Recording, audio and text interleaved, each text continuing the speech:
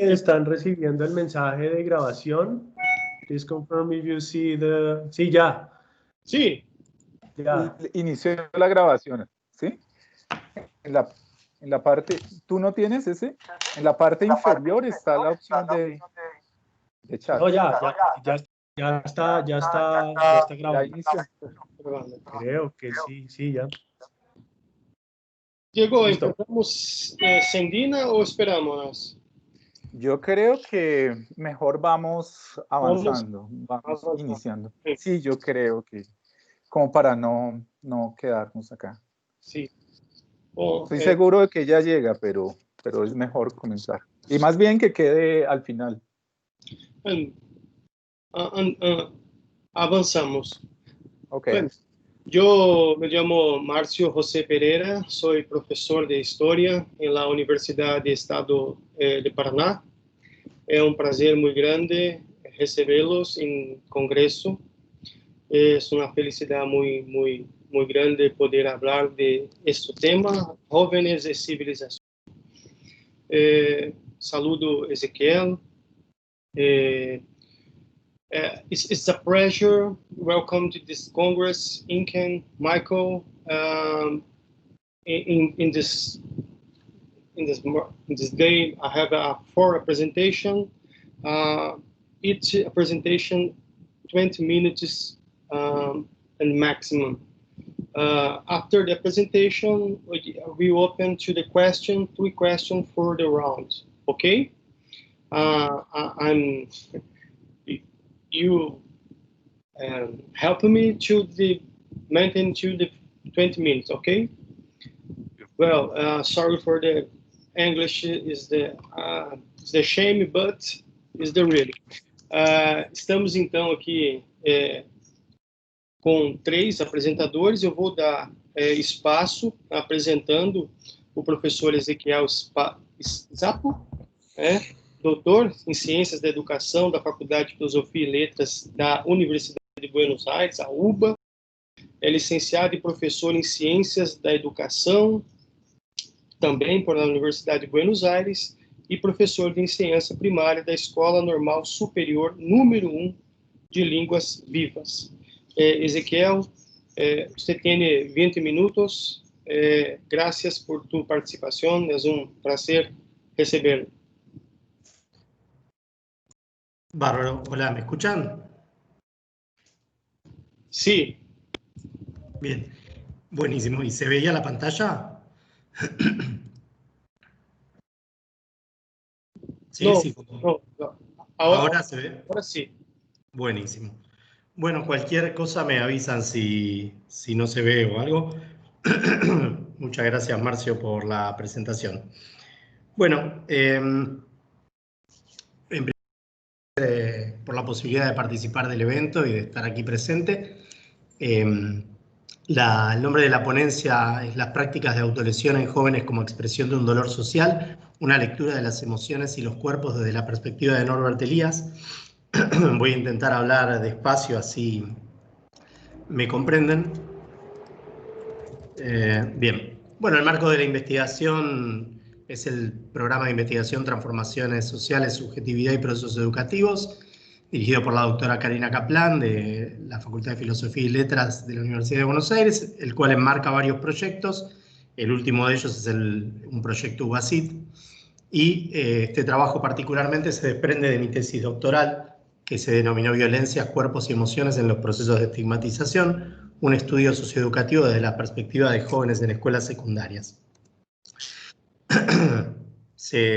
Bien, el propósito de mi investigación consistió en contribuir al estudio de la producción de las violencias a partir de una indagación sobre los sentidos construidos por las y los jóvenes respecto al tratamiento social del cuerpo y las experiencias emocionales en la escuela.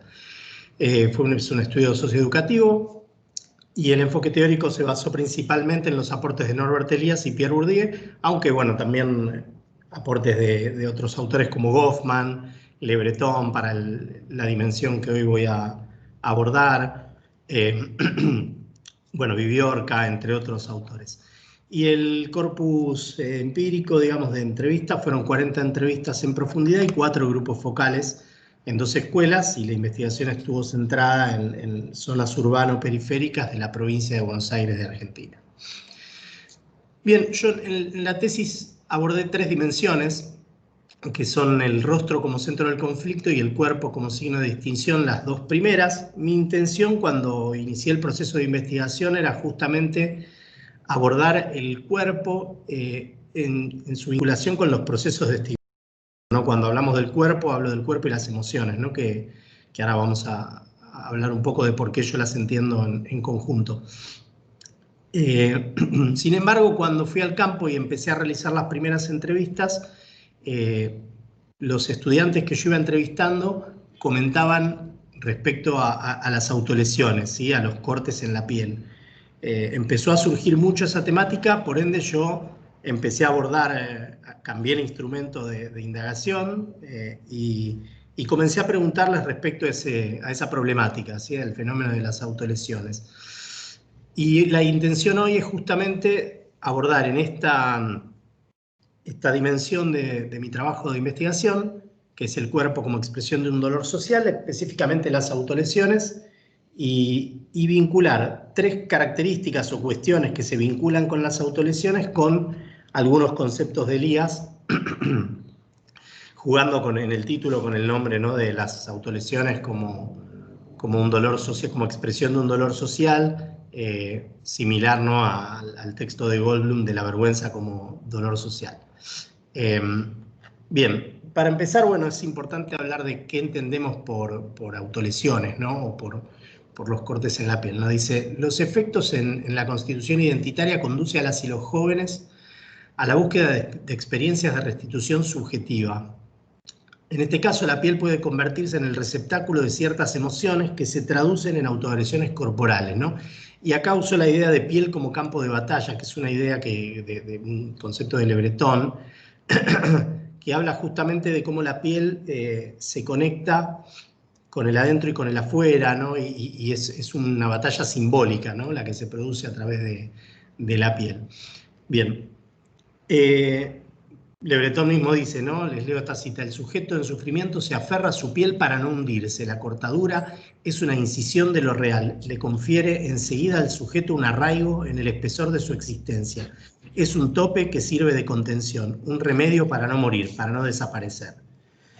Bueno, el fenómeno de las autolesiones se expandió mucho entre la población joven y se caracteriza principalmente por cortes en la piel, generalmente ubicados en brazos o muslos, aunque eso puede variar.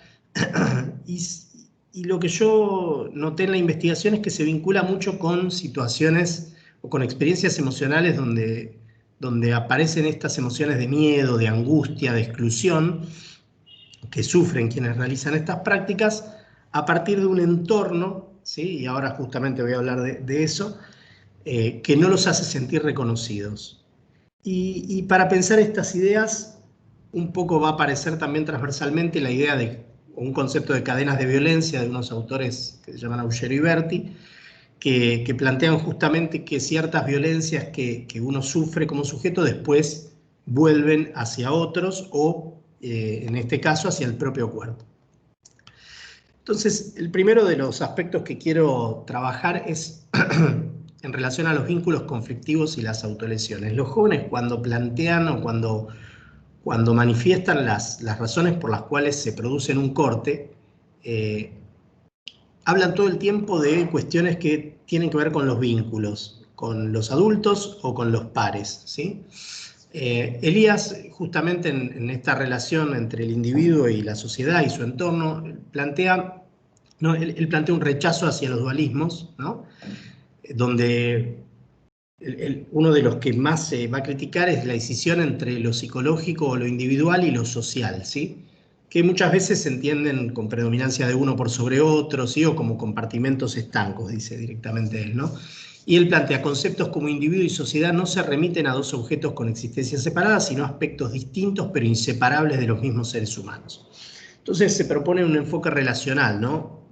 Que dice él, el enfoque es más realista por cuanto que se considera al individuo siempre en su imbrincación social, como un humano en sus relaciones con los demás, como un individuo en una situación social. Por eso, para entender el fenómeno de las autolesiones que plantean los jóvenes, es importante entender su vinculación con su entorno, ¿sí? Más cercano, más lejano, tanto dentro como fuera de la escuela.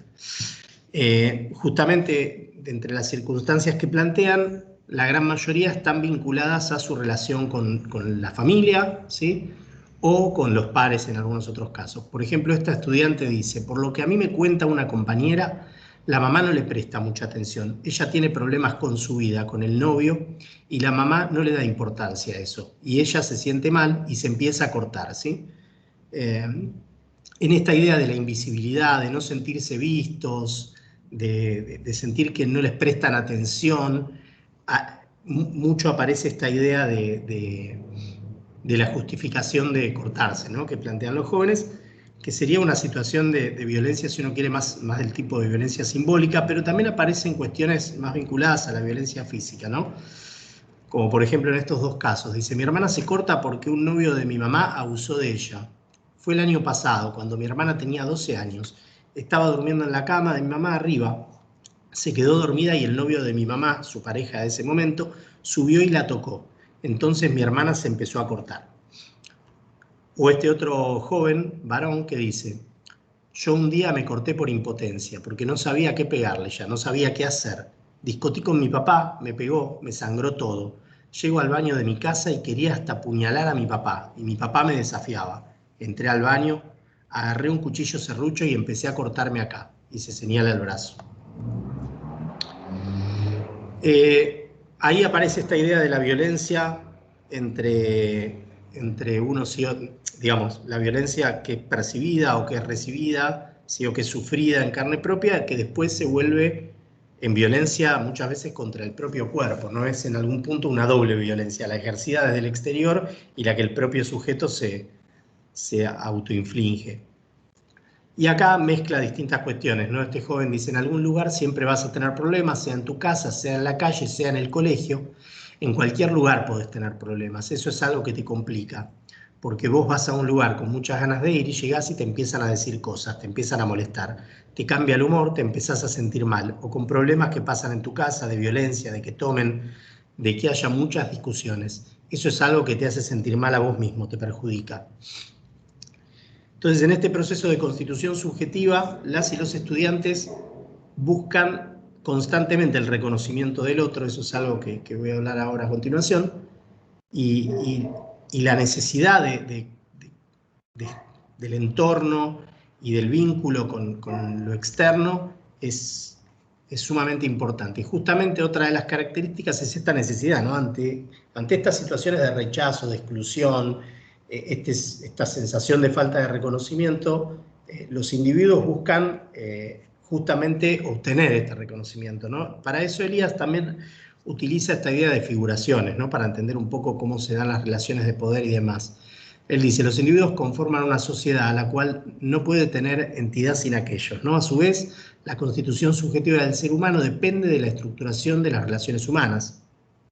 Las estructuras individuales y las estructuras sociales deben integrarse como algo mutable y en flujo continuo, es decir, que se van modificando a lo largo del devenir histórico.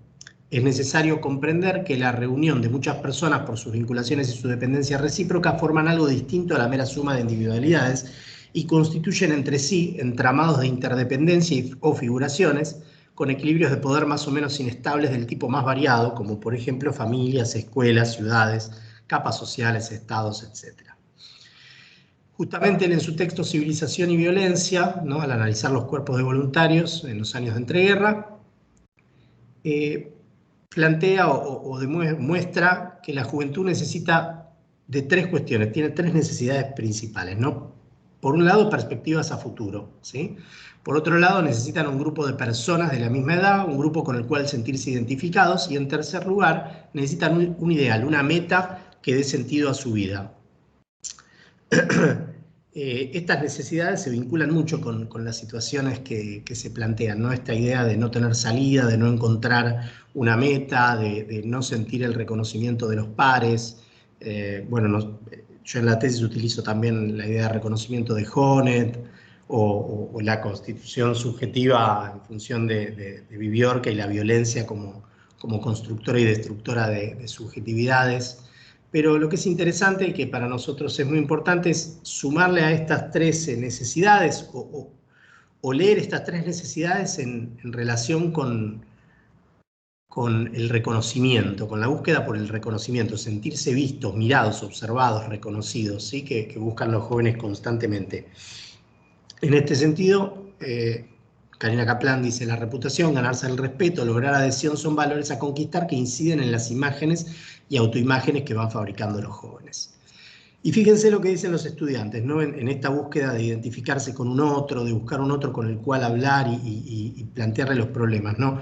Este primer testimonio, la joven plantea por qué comparte la actividad de cortarse con una amiga y eso las hizo mejores amigas, entre otras cosas, ¿no? Dice, problemas, o sea, en sí nos hicimos mejores amigas y ahora es como mi hermana porque nuestras vidas son muy iguales, son peleas constantes con nuestras madres, nuestros papás ni nos hablan, no nos registran, muchos problemas con amigos, las dos tenemos voluminosidad en la panza, y eso sí, es bullying ya. El gordas, por más que en el momento no te afecte, cuando llegas a tu casa te largas a llorar.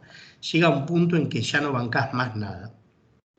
Y este otro testimonio que dice, a veces hay chicos que también tienen problemas familiares y se sienten re mal, no tienen con quién hablar para desahogarse y decir todo. ¿A vos te pasa eso? ¿Sentís que no tenés con quién hablar tus problemas? No, mayormente sí, tengo. Con mi mejor amiga, pero con mis familiares no, nunca. No, esta necesidad de encontrar un par, que puede ser, digamos, un par generacional, o puede ser algún adulto también que los escuche, que los comprenda, que les haga las veces de sostén o de soporte, en términos de Martuchelli, para poder pasar las pruebas que se le van imponiendo en la vida, ¿no? Y para poder constituirse subjetivamente. Esta devolución de una mirada que los ayude en su constitución subjetiva, en la construcción de su identidad. Y es tal en la búsqueda de reconocimiento que llegan hasta situaciones como estas, ¿no? Que a veces se dan con un referente específico o a veces se dan en grupos, ¿no? Dice, había un grupo a la mañana, dice esta joven, que se hablaba conmigo y que si yo no me cortaba, no me iban a hablar. Grupo suicida se llamaba. Y yo le pregunto, ¿y se mostraban los cortes? A veces sí. Hacían como un ritual en el que entrabas al baño y tenías que cortarte. Te cortabas sí o sí la letra del chico que te gusta. Si no te cortabas, tenías que irte de ahí. Esta necesidad de hacerse ver, de buscar a alguien que escuche, a alguien que esté pasando por lo mismo, ¿no? De encontrar estos vínculos es fundamental para la constitución subjetiva de los jóvenes, y muchas veces los cortes operan como un lugar de encuentro, como una actividad o como digamos, un comportamiento en común que genera ciertos códigos.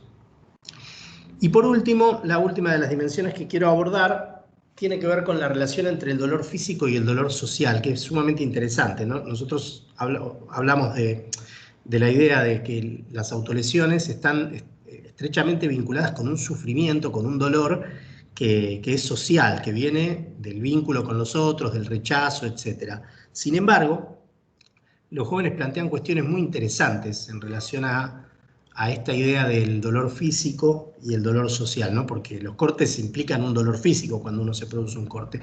Bueno, respecto a esta relación entre el cuerpo y las emociones, ¿no? El sufrimiento emocional y el sufrimiento físico que produce un corte, Elías hace una vinculación entre cuerpo y emociones que me parece interesante recuperar, ¿no? Directamente paso acá, dice, en el proceso de la civilización, la diferenciación progresiva de las funciones sociales, la constitución de institutos de monopolio de la violencia física y la estabilidad creciente de los órganos centrales constituyen las transformaciones sociales que dan lugar a los cambios de los hábitos psíquicos y corporales. La sociogénesis del Estado moderno será entonces uno de los motores de la civilización de los afectos, ¿no? Y él plantea que a lo largo de la historia y consecuentemente con el entramado de dependencias en que transcurre toda una vida humana, también se moldea, ¿no? Además de que la sociedad va cambiando y el individuo va cambiando, se moldea en este individuo de modo distinto la fisis, ¿sí? lo corporal, en conexión inseparable con lo que llamamos su psique, ¿sí? Lo interior, sus emotividades, su sensibilidad. Piénsese, por ejemplo, bueno, y da unos ejemplos, ¿no? En la modelación de los músculos faciales y la expresión del rostro a lo largo de la vida. Sí, acá cuerpos y emociones se van transformando mutuamente, ¿sí? El cuerpo es el encargado de justamente manifestar ciertas emociones o de esconder ciertas emociones en este control emotivo que va desarrollando el sujeto a lo largo del proceso de civilización. Y en esta vinculación entre cuerpo y emoción, entre el dolor físico y dolor social, hay algo particular en las autolesiones. Fíjense, esta joven dice, como dijo mi amiga, vos cuando te cortás sentís otro dolor, no sentís el dolor de adentro, ¿sí? Ellos llaman, el dolor físico está claro, pero al dolor social, lo que nosotros denominamos como dolor social, ellos lo llaman dolor mental, dolor de adentro, ¿sí? Tienen distintas metáforas para nombrar a este, adjetivos para nombrar a este dolor, ¿no? Otra estudiante dice, decían que se cortan porque querían ocultar el dolor que sentían dentro, ¿sí? El dolor de adentro. El dolor físico no lo sentían nada, ya llega un punto que no lo sentís. Aparece esta idea de un reemplazo. El dolor físico reemplaza a un dolor social, a un sufrimiento, lo tapa, lo reemplaza, lo esconde, ¿sí? Y aparecen vinculaciones con emociones como la de alivio, placer o la de sentirse vivo, ¿no? Por ejemplo, esta estudiante dice, te hace sentir la felicidad por un momento, es como una droga, o es como drogarte. Depende qué tipo de droga sea, por un momento ves un elefante rosa volando, te hace alucinar, pero esto no es que te hace alucinar, te hace sentir bien por un momento, ¿no? Acá hay un vínculo con el alivio, con el placer que puede generar un corte, esta idea de sentirse bien. Pero también esta idea de sentirse vivo, dice esta siguiente estudiante. Dice, una amiga se corta y yo le pregunto, ¿para qué te cortás? Y me dice, porque necesito saber que sigo viva. Necesito sentir el dolor para saber que todavía sigue viva, ¿no? De seguir vivo, ¿no? De ser reconocido. Por último, este testimonio dice, el dolor físico calma más que el mental, porque en sí el dolor de cabeza es constante. Constantemente sos esto, sos lo otro, el dolor físico se va. Aparece en esta relación, ¿no? Entre el cuerpo y las emociones, entre el dolor físico y el dolor social, esta idea de una idea de control, ¿no? Así como hablamos de controlar las emociones y también controlar el cuerpo para poder manifestar ciertas emociones, la idea de cortarse aparece como una sensación o una ilusión de control, porque yo puedo elegir cuándo cortarme, puedo curar esa herida, puedo volver a abrirla, puedo realizar distintas acciones en función de ese corte. Sin embargo, lo que yo siento internamente, el dolor que ellos llaman social o de la cabeza o interno, mental, es constante. Eso ellos tienen margen de acción o sienten que tienen poco margen de acción en relación a eso. Por eso me parece interesante. Y justamente para cerrar, estas ideas, ¿no? Y estos vínculos entre...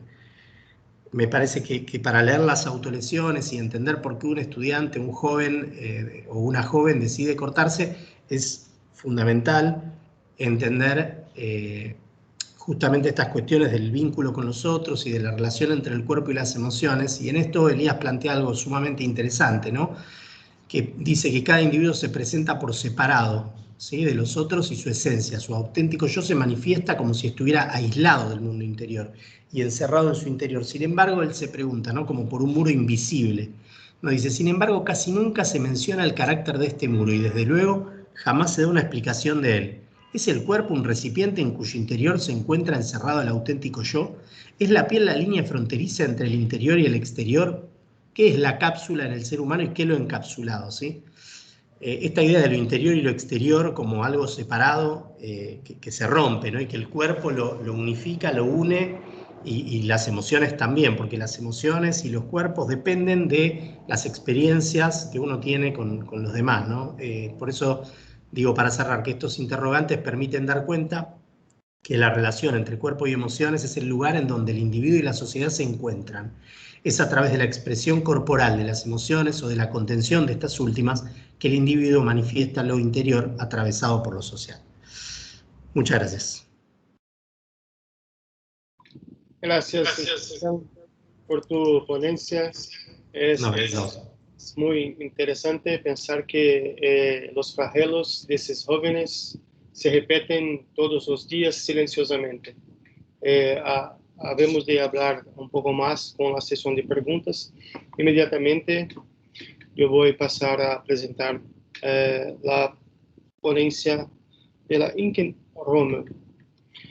Well, Inken Rommel is a bachelor in studies of sociology and philosophy in the University of Osnabrück Master Studies in Sociology in the University of Münster, and actually is working to the doctoral, your PhD under the supervision of Dr. Pickel in the University of Leipzig, Germany. Okay. That's right.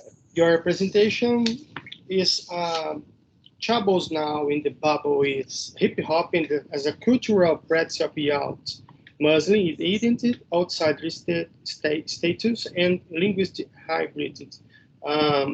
Traduzindo, talvez, para o português, os chavos sabem os que os babos são, hip hop como uma prática cultural da juventude, identidade muçulmana, status de forasteiro e hibridismo linguístico. Inken, it's a pleasure receiving you in this Congress. Please, talk to us. Okay, thank you very much for your introduction and that you give me the opportunity to share my research here with you. Is the presentation now visible? I can't hear. Yes. Yeah, can you hear me as well? Okay. Yeah, so thank you for giving me the opportunity. This issue I'm presenting today is part of my cumulative PhD project, which deals with the established and outsider figuration between autochthonous and Muslims in Germany and the consequences of the dynamic of conflict between these groups for the political culture in Germany. Using the example of the analysis of identitarian self and foreign attributions, I would like to link the theory of the struggle for recognition from Axel Honneth with Elias' theoretical figure of established and outsider figuration. The presentation addresses the meaning of hip-hop as a subculture, which represents an outsider perspective of Muslim youth, and it has a great influence on language, youth, public discourse, and thus identity references to the young generations of Muslims in Germany. I want to start with why hip-hop is sociological interesting and why it can be called an outsider culture. Then I would like to illustrate some structural conditions of Muslim immigration to Germany, which had great influence on the power relations between Muslims and autochthones. And afterwards, I will briefly discuss the crisis discourse on rap, which is established by bourgeois milieus in Germany. And I will highlight the function of this discourse of crisis with the concept of established and outsider theory. Afterwards, some exemplary passages from rap texts are presented and classified into the discourse. Finally, I will try to summarize what are the consequences out of this discourse. Okay, so why does it matter? The discourse about German and Muslim identity in general experienced a big boom in the last 20 years in Germany and also in other European countries. And the artistic processing of identitarian conflicts and exclusionary experiences in hip-hop moves in a similar field of tension as the discourse of society in general. So there's a big connection, and as I said, it has a great influence on youth. And it illustrates in a special way the perspectives of youth and growing up in marginalized neighborhoods, often described as parallel societies and presented as a threat to the main society. So why do we talk about outsider culture? I want to quote Klein and Friedrich, who wrote, "Because no other culture in recent decades expresses the feeling of life of abandoned and forgotten young people better than hip-hop, the art form where words, dance figures, or murals are fought instead of with fists and weapons. It is therefore clear," says Thucydides, "that the social marginalism and resentment on the part of the majority society towards young people with a migrant background must be taken into account as the starting point for an analysis of hip-hop culture forms in the Federal Republic of Germany." And I try to bring this together. And from these point of views, the subgenre of gangster rap is particularly interesting, where also the title of my presentation is from one song. And yeah, the main topics are social dissemination, crime, drugs, racism, and masculinity. And on the one hand, these themes reflect authentic experience of those rappers and their personal life, but also they play with those narratives in ironic ways, with sarcasm and extragation. Yeah, so this is often misunderstood.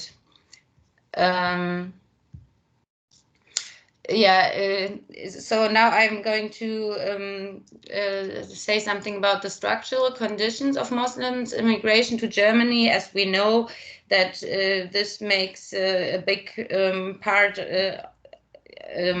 because the power balances of the newcomers are, in terms of Elias, different anyways if newcomers come, and they came under special circumstances. So large parts of German Muslims population and their children came to Germany either as so-called guest workers or from Turkey or also Arabic countries, or as asylum seekers from, for example, former Yugoslavia or Iran. And this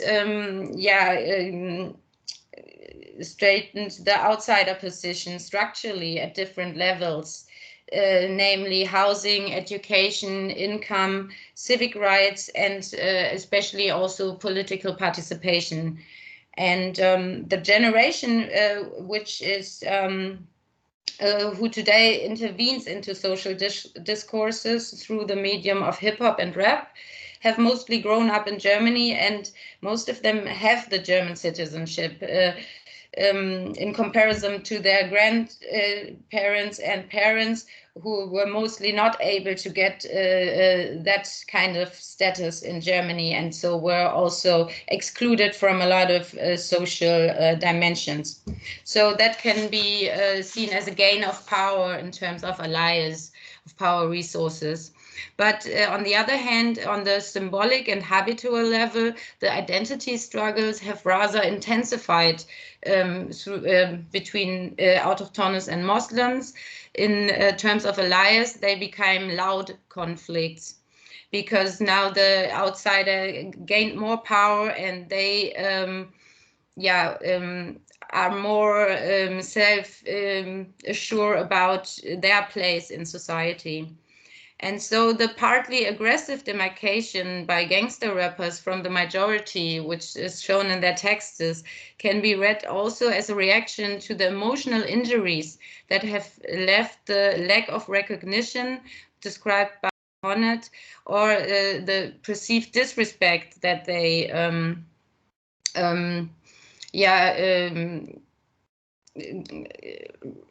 got to know in their social life in Germany as a discriminated group. So we can say the majority refused the belonging of those kids. So the media discourse on rap is very critical, and they kind of present a crisis through rap as a problem.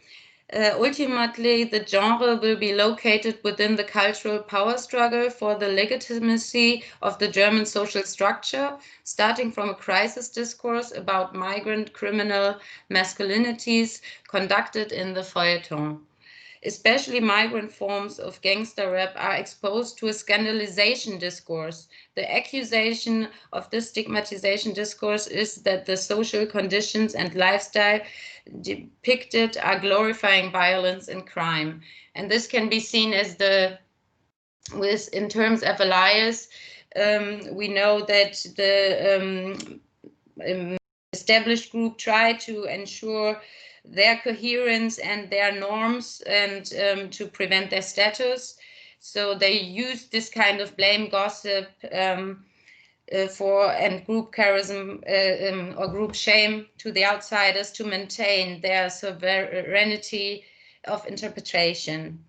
And why they also feel very emotional, violated by the lifestyle the rappers present has also to do with the concept of the logic of emotions, which Elias and Scottson established, and where power superiority is equated with human merit with special grace of nature and God. And as from the perspective of the established, this grace is attacked by gangster rap and the way they act and the way they thematize society. Another tool, for example, is past pro toto distortion, which is used especially when, for example, all young male Muslims are perceived as potential gangsters, and there's no differentiation between. And on the other hand, the Germans are presented through the best members of their group. So now I will come to the first example. He's a rapper. His name is Haftbefehl in German. It's warrant in English, so you already know what it's about. And he is a very successful gangster rapper and has had especially a lot of influences on the youth language in Germany.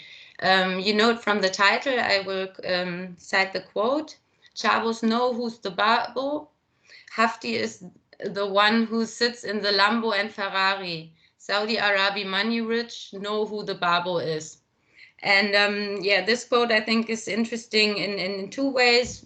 One way is that he really established terms from street language. He also calls it robber language, which is which became popular through him. And for example, the word babo, 1 year after the song came out, which was a big hit, babo became the word of the youth in year 2013. And babo means something like boss or dad. So he sees himself as a boss. And you can also see the theme of money-related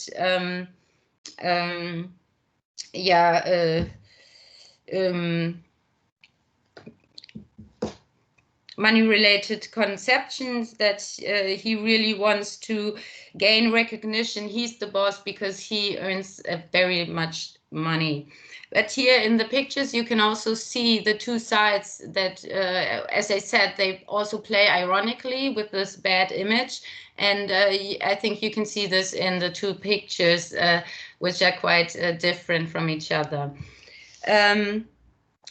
The next example is Advanced Chemistry, a group which was successful in the early 90s. So it's old school German hip hop. And here you can see a different way of trying to or relation to the German society. At the time where Haftbefehl is prominent, there's already very closed identity pictures of both groups, but Advanced Chemistry, they try to, they want to be in.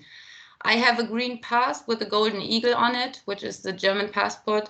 This means that I often get my hair up. Now without fun, I'm annoyed to horning, although I drive slowly and never soak up. All the talk of European Union, I'm traveling to the border by train or bus. I wonder why I'm the only one who has to identify myself. Identity must be proven. Their text shows a fundamental orientation on the major society. Their criticism addresses the aspect of not belonging, that your identity must be proven if you don't look like other Germans. And but they still want to be part of it. That they claim for acceptance, and they even follow. So why don't you and this is very different from Haftbefehl, who says, I'm the boss because I earn money, and he wants to be the boss and not just adopt German habits. So here you can see that there's still in the 1990s a steeper hierarchy of power balances between, because they don't have their own group charism yet. They try to get from the Germans. The next example is Celo and Abdi. They are a duo. Celo had to flee with his parents from Sarajevo in the early 1990s, and Abdi is a kid of American guest workers.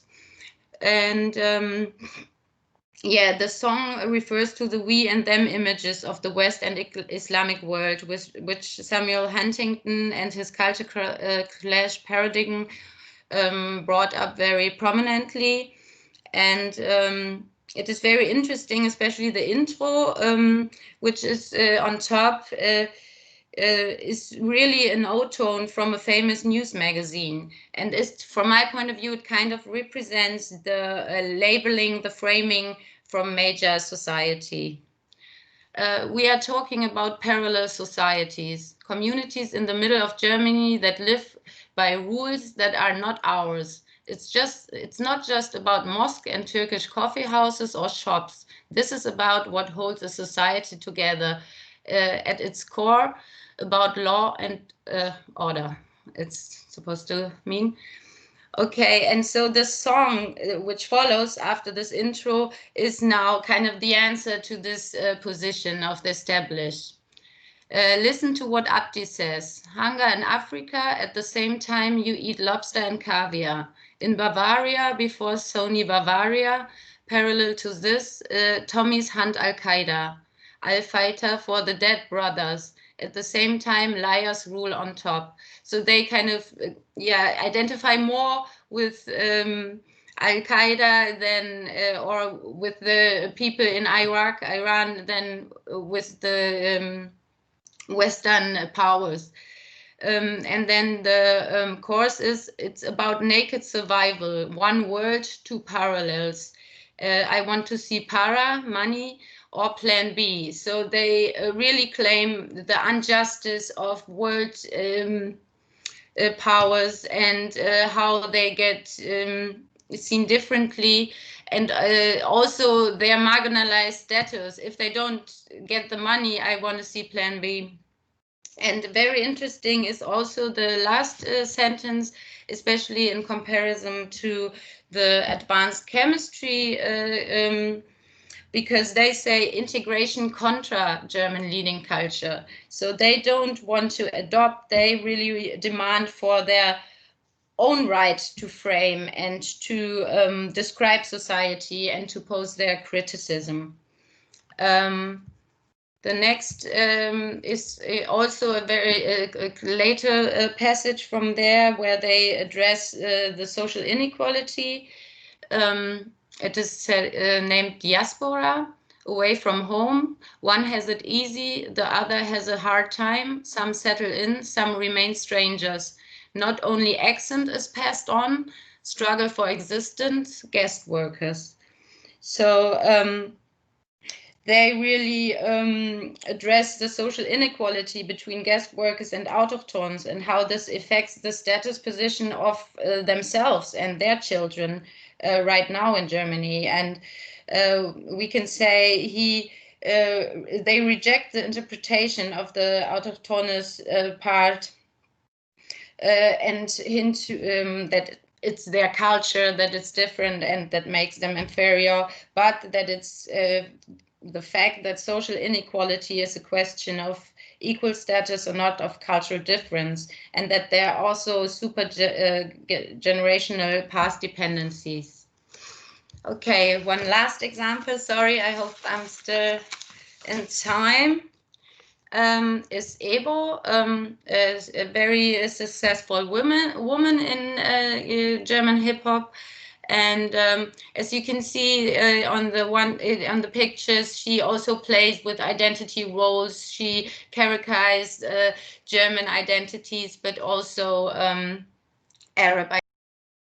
And her text is really very obvious for this whole discourse. First of all, I have to say that Kenneck is a self-imposed term, and it is kind of turned in a positive way to the word Kanake, which was used by Germans in a racist discrimination against Turkish, Kurdish, and Arab people. So now it's very common that as a self-imposement term, similar to NWA. And so yeah, the text says, Kenneck for life, Kenneck for life. You know the style, you know the lines, know the life, Kenneck for life. Kenneck for life, every cliche confirmed, immortalized in every picture newspaper. You're sour when the streets sound smarter as all your magazines, all your Saracens, all just parasites. What the fucking problem? Inside me stuck 1,000 lives, 1,000 lives, 1,000 lives, have cleaned corridors, built houses, have been exploited, have been sucked out. You never believed in me, I was always what you need. You never believed in us, we were always what you needed.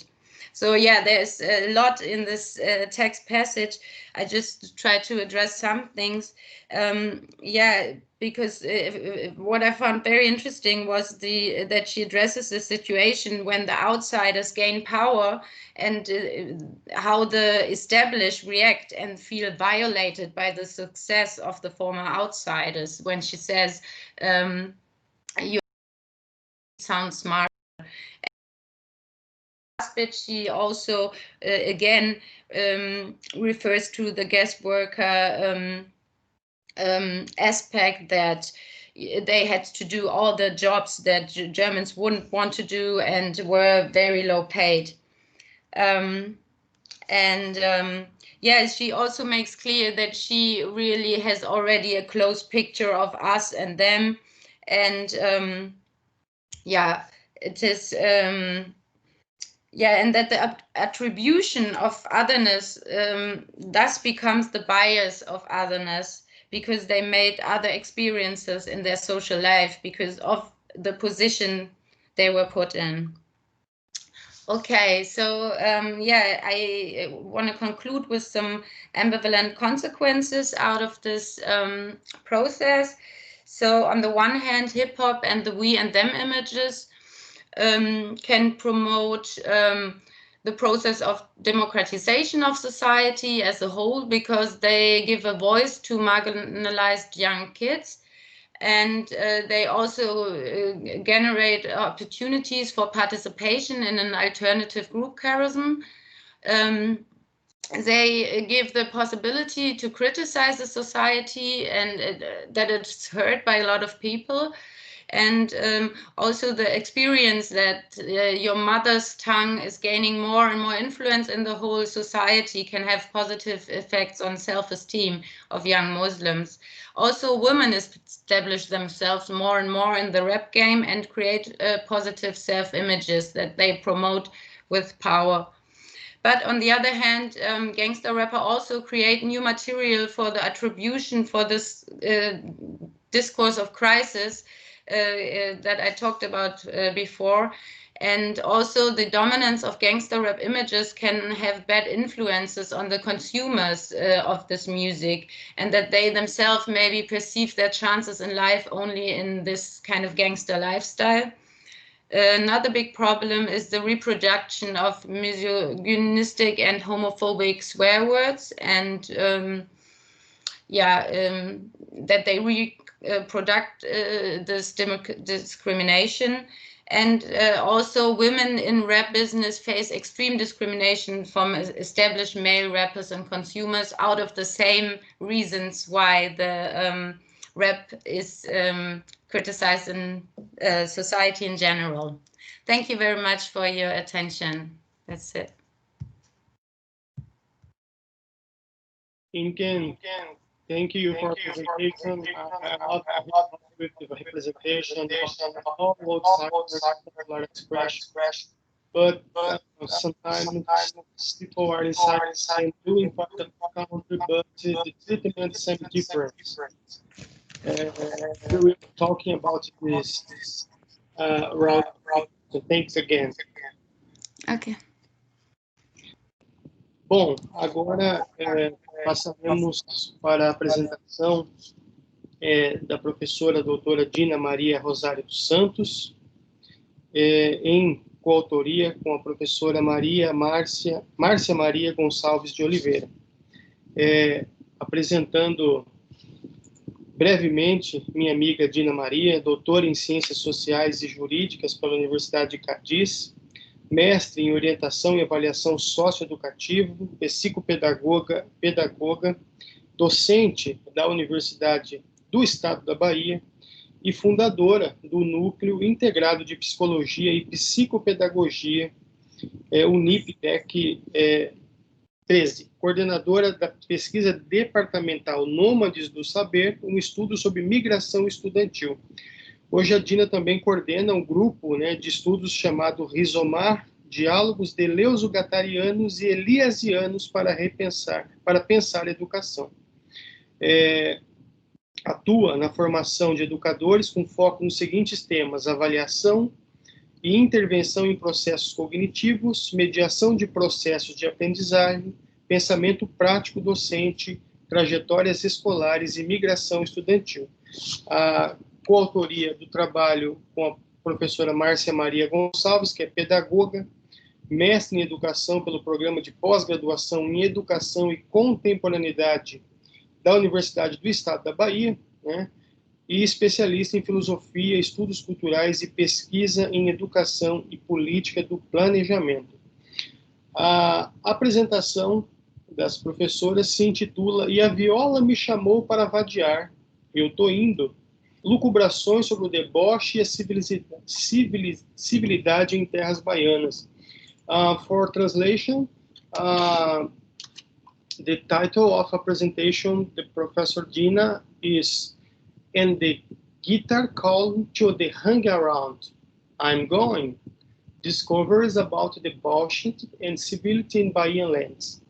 Dina, a palavra fica com você, por favor.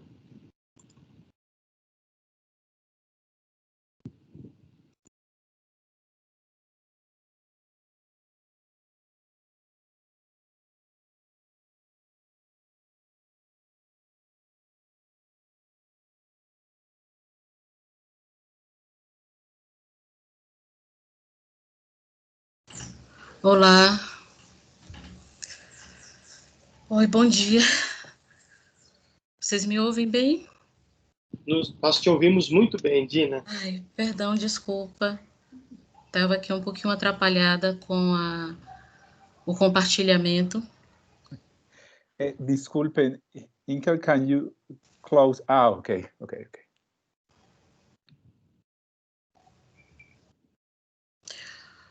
Bom, eu quero iniciar pedindo desculpas pelo fato de que minha mãe teve uma emergência médica, eu precisei levar ela ao médico e eu me atrasei para a entrada na mesa. Então, eu peço desculpas a vocês pelo atraso e quero informar que a professora Márcia Gonçalves não vai estar presente hoje porque o pai dela faleceu. Então, nós estamos vivendo um momento delicado, mas estamos aqui para conversar um pouco com vocês. Eu gostaria só de ter certeza se vocês estão vendo a imagem que eu estou compartilhando. Estão enxergando bem? Está compartilhada a imagem? Dina, está compartilhada sim. Ok. Então, vamos lá. A viola me chamou para vadiar é o trecho de uma música baiana, de um ritmo chamado pagode, e é um ritmo característico e produzido pelas periferias, pelos pobres, pelos subalternizados de Salvador, que é quem segura a produção cultural do nosso Estado. E a viola me chamou para vadiar é uma expressão que ela nasce no início do século XX, passado século XX, no momento em que o ritmo do samba, que é o ritmo dessa música, ele era objeto de perseguições policiais, estava proibido de que se cantasse, se tocasse o samba, e as pessoas, porque era considerado como sinônimo de vadiagem, como atividade e musicalidade de pessoas que não tinham ocupação e cuja moral era considerada como inadequada e, por isso mesmo, objeto de criminalização dos seus corpos e de suas músicas.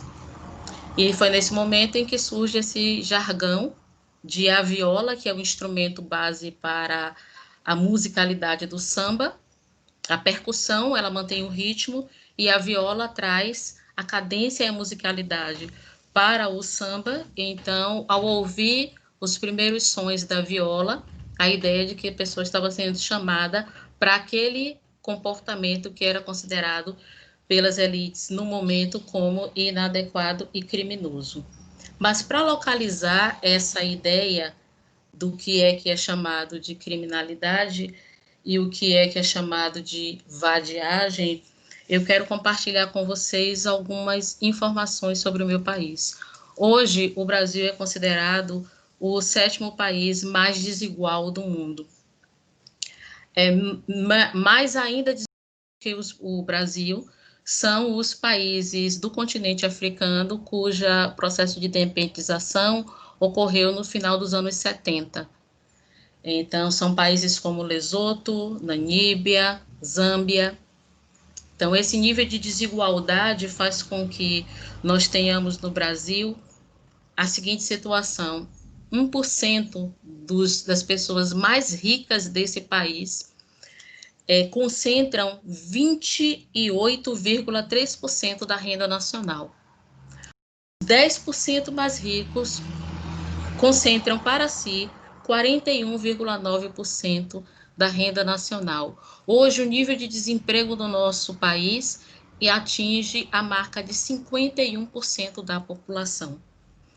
Para compreender o nível dessa desigualdade, que tem raízes principalmente na Bahia, que é o estado cuja população negra atinge o ponto de 80% da população, em função do passado escravista que nós tivemos. E aqui a desigualdade é ainda mais acirrada. Então, nesse contexto de desigualdade, é que eu convido para pensar um pouco sobre como pode acontecer esse autocontrole, esse controle dos corpos, num lugar onde o uso da violência pelo Estado chega às raias da máxima potência, e nesse contexto, os corpos sobre os quais recai esse nível alto de violência do Estado nesse processo de formação da nação são os corpos negros. São esses corpos cuja viola chama para vadiar.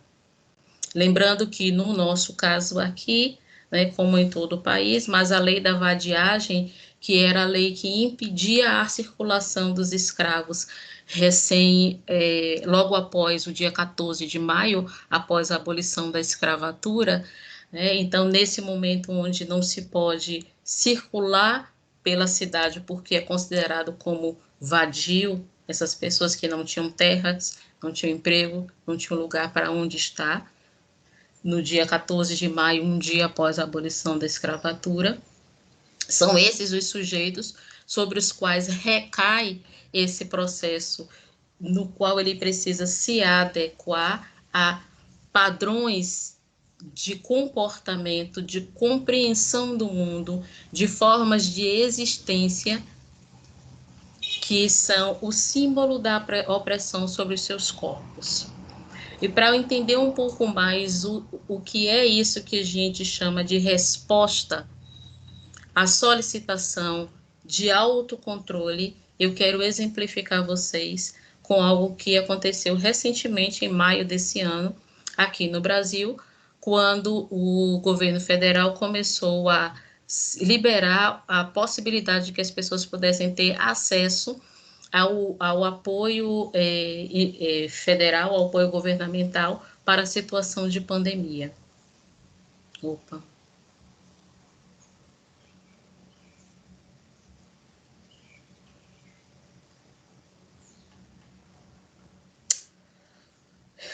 Eu não estou conseguindo mover a página adequadamente. Acho que eu ainda estou um pouco nervosa. Pronto. A foto que está na parte superior direita é uma foto da cidade de Piauí, uma cidade aqui da Bahia, e essa é a fila para que as pessoas pudessem ter acesso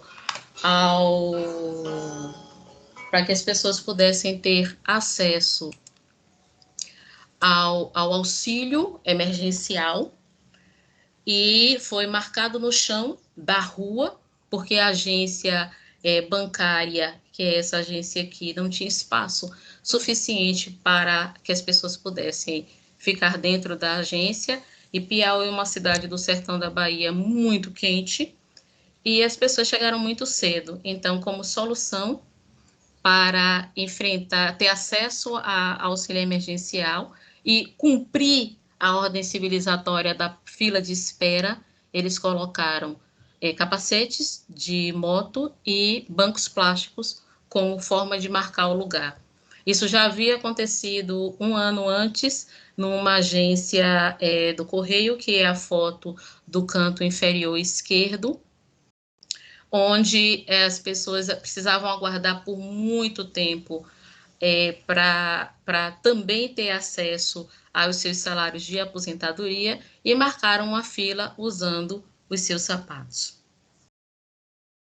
Eu trago aqui a perspectiva de compreender isso, não como a mídia costuma divulgar, como símbolo da preguiça, da malemolência baiana, mas como uma resposta a este processo que diz que você precisa se autocontrolar, conter o seu corpo em obediência a essas normas, que são normas que para esses sujeitos representam formas de opressão e subalternização. Num país com um nível de desigualdade tão grande, onde o acesso aos direitos, à cidadania, ocorre por meio de uma situação de opressão e humilhação dos sujeitos.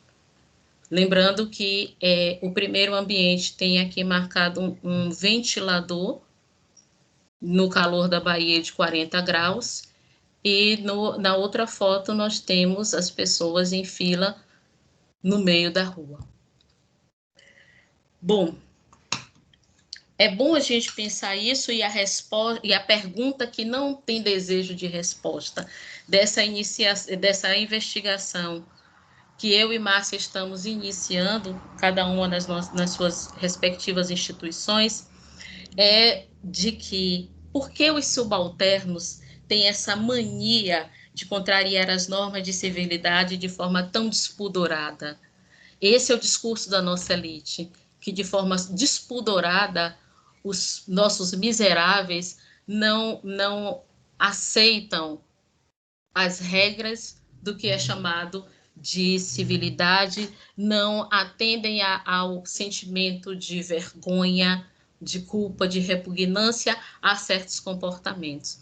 E aí eu questiono, e para esse questionamento eu busco entender, e nós duas buscamos entender nessa discussão, essa construção das interdependências.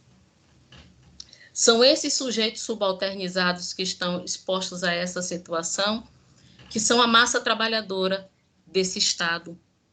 São eles que moram nos lugares onde o saneamento básico não chega, são eles que moram em lugares insalubres, é para eles que o transporte público não funciona, que o sistema de saúde é precário. Mas ainda assim compreendem a ordem da estruturação do acesso a partir das filas, mas não subjugam seus corpos a essas filas. É essa resposta a esse processo que, com o nosso passado colonial, tem uma marca de violência extrema que nós aqui chamamos de deboche. O deboche é uma resposta a essas civilidades no plural, a esses processos que ocorrem dentro desse processo maior civilizador que funda o Estado Nacional Brasileiro. Ainda nessa perspectiva, esse limiar de vergonha, de repulsa e de racionalização é o tempo todo questionado dentro da própria relação de interdependência e não fora dela. Aqui está. Aqui na Bahia, uma das festas mais conhecidas, né, internacionalmente é o Carnaval. No Carnaval de Salvador tem uma série de movimentos de resistência a essa festa, da qual os subalternizados são sistematicamente expulsos. Ainda que a musicalidade, a dança e as manifestações culturais que sustentam o Carnaval advenha desses sujeitos. A mudança do Garcia é um fenômeno de Salvador que acontece na segunda-feira do Carnaval e é marcado pela presença desses sujeitos como forma de protesto político, invadindo a ordem dos blocos de Carnaval. A mudança do Garcia não aceita a ordem estabelecida da fila dos blocos de Carnaval e invade todos os anos na segunda-feira, por volta das 13 horas, o circuito do Carnaval, a passarela maior do Carnaval no Campo Grande, desobedecendo de forma intencional a organização inventada pelo Estado para o Carnaval, que é uma manifestação, acima de tudo, popular. Mas o que eu quero trazer com isso são esses sentimentos de repulsa, de vergonha e de racionalização. Ora, se a gente for pensar, a monogamia é um conceito judaico-cristão que foi imposto aos povos escravizados, e aí eu estou falando tanto os negros como os indígenas que também foram subjugados nesse processo, como a forma de estabelecer as relações. E aí a gente encontra, e eu peguei uma das fotos que mostra isso, um insistente questionamento sobre essa monogamia compulsória como parte do estabelecimento das relações das relações amorosas dentro dessa organização do Estado Nacional enquanto processo civilizador. E aí a frase é: quem segura o casamento é a amante. E quem apoia isso é o bar do Gessé, que é um bar bastante conhecido em Salvador pela discrição com os seus clientes.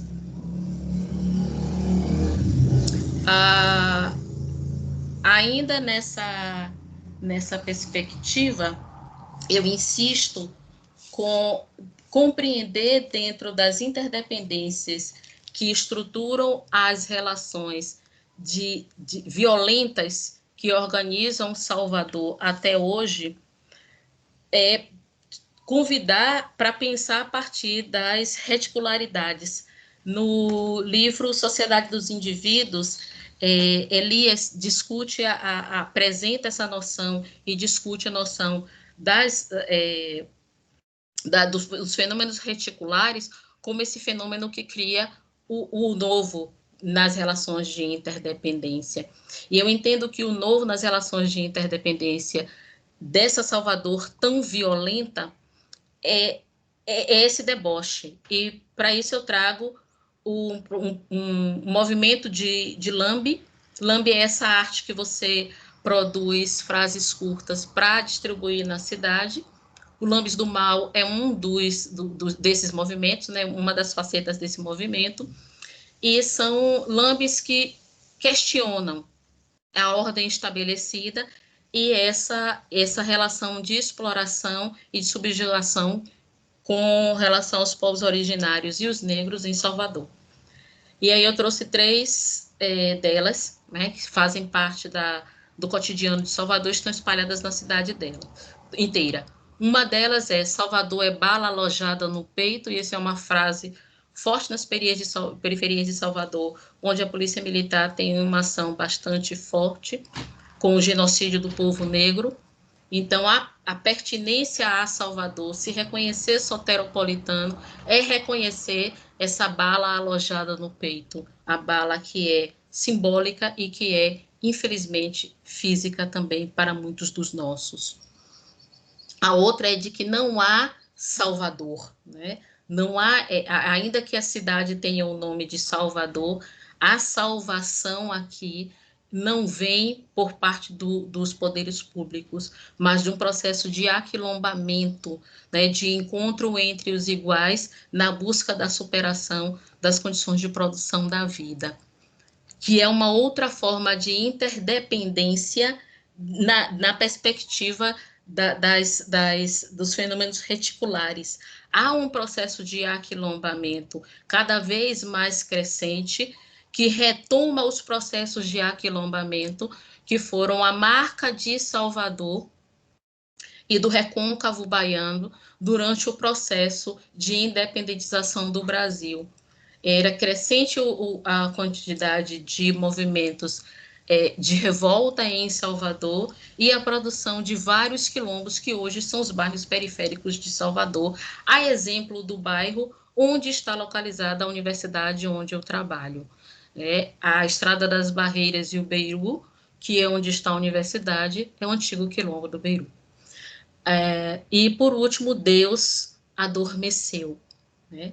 Ou dorme no céu, que é esse reconhecimento de que o cristianismo não nos acolhe, e os modelos e a vergonha, a culpa e a racionalização, o autocontrole advindos das perspectivas judaico-cristãs não podem dar conta do que é necessário para que Salvador tenha relações, tenha uma outra configuração na qual a existência dos subalternizados possa ser com o mínimo de dignidade.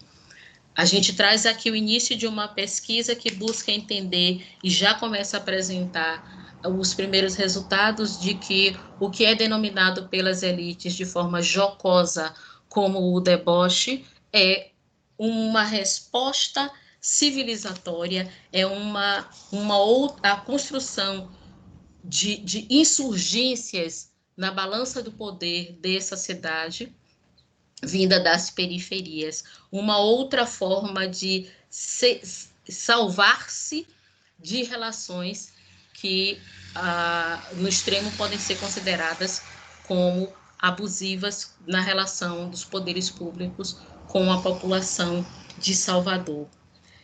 Entendemos que o deboche questiona a figuração de dentro da figuração.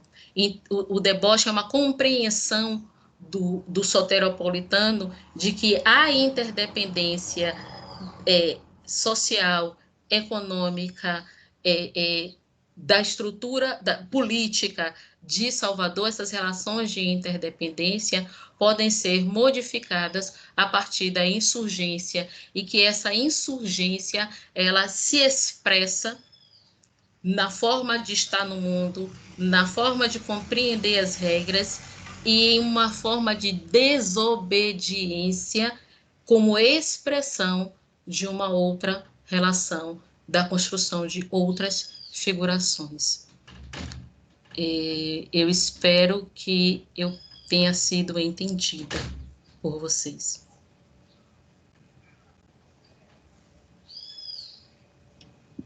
Me ouvem? Dina, oi. Muito obrigado pela sua fala.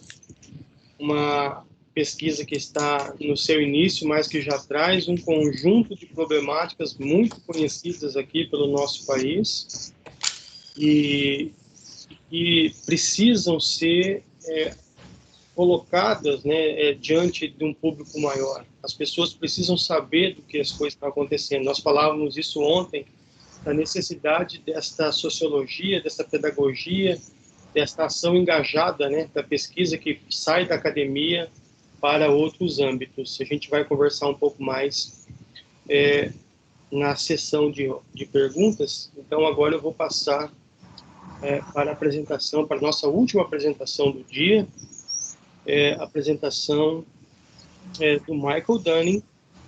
Michael,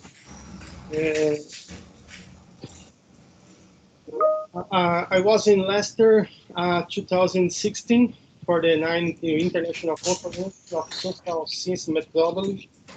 It's a beautiful university, and Elias' legacy is very noticeable in research for the professors. Yes, Michael is a lecturer in sociology in the University of Leicester. You have interest in the application of figurational sociology and a wider range of social dynamics, including community relations and young people. The presentation of Michael's title, Misogyny, Inadequacy, and Violence, a process-sociological approach to incels. Michael, you have 20 minutes. Thank you. Thank you.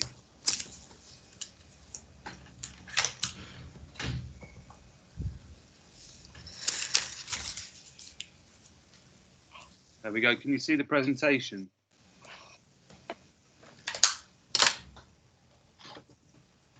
Yeah, can you see it? Yes. Great stuff. Okay, so first of all, thanks very much for giving me the opportunity to present and for organising the conference, which must have been extraordinarily difficult in the current circumstances. So thanks very much for that. This paper is based on research that myself and colleague Matthew Hart started around a year ago, and seeks to examine some of the social processes that have contributed to the development of incels, or involuntary celibates, as they're known. Now, we're at quite an early stage of this research, but from some preliminary observations and drawing on some of the literature to date, have begun to develop some lines of inquiry, which I want to present to you today. Okay.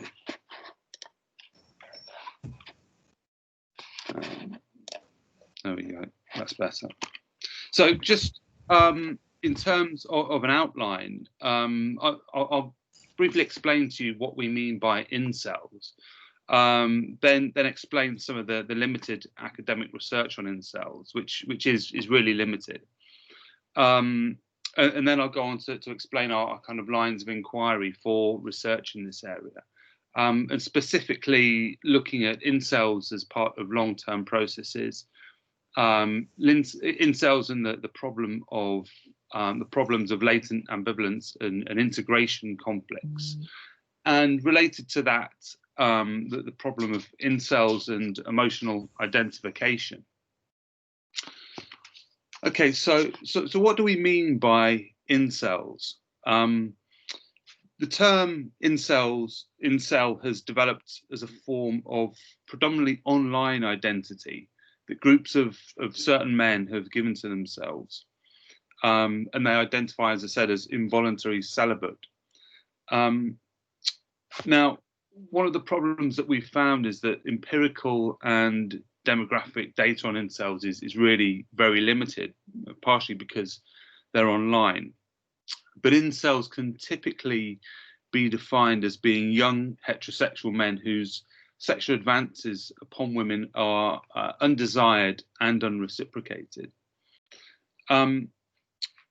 This kind of deprival contributes to incels harbouring a deep hatred of women, who they often refer to as stasis, but also they hate men as well, or sexually successful men, or who they see as sexually successful men, who they refer to as chads.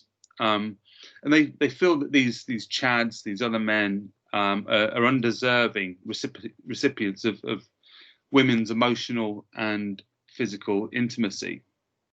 Also, from what we know, they appear to be predominantly from Western countries. Okay. So one important aspect of incels is their ideology. And key to this is that incels blame women for incels' inability to form sexual and intimate relationships. At the same time, incels see themselves as victims of this kind of misandrist culture that's dominated by feminism. This is kind of at the heart of their ideology. And they consider their view of traditional gender relations as a kind of ideal, this kind of harking back to a lost golden past. And this is an ideal in which, for them, women had fewer power chances relative to men. And as I said, it's something that they feel has been lost and needs to be returned to.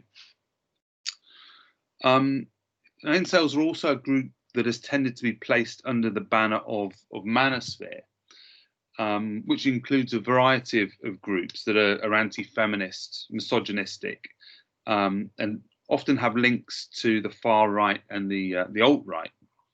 And as part of these groups, they draw on the Hollywood film The Matrix, and what they refer to as red pill philosophy, which members of the manosphere claim as a kind of awakening to the real world of this feminist misandry they see as enveloping the whole of the world at the moment. As with other parts of the manosphere, the far right more generally, and other extremist groups, and as Debbie Jing has pointed out, they tend to draw very heavily but quite superficially on evolutionary psychology, in which genetics are claimed to be a sole determinant of male and female behaviour. And their ideas include tropes that women are irrational, that they seek alpha males, and that women need to be dominated. Incels believe a man's sexual success is almost entirely determined by these kind of unalterable biological traits. So things like a man's jawline, his cheekbones, the shape of his eye socket. And so their view is that modern Western society is kind of defined as a kind of sexual class system. Another key point is that they claim that traditional masculine identities are under threat. And as with other parts of the manosphere, they see themselves as forming part of a kind of vanguard against the erosion of their ideal typical masculine identity. And as I said, this involves the domination of women. Now, at the very extreme end, incels have been associated with violent attacks, violent terrorist attacks.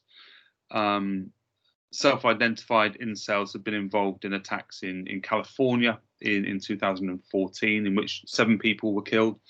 Another example was when killed by another self-styled incel in Toronto in 2018. And so the potential for this movement is really quite great. Okay. So as I said, the kind of field to date on incels is relatively limited, but it's kind of been dominated by gender studies, with both patriarchy and neoliberalism being the kind of undergirding relations from which present-day misogyny and the incel phenomenon appear to have emerged.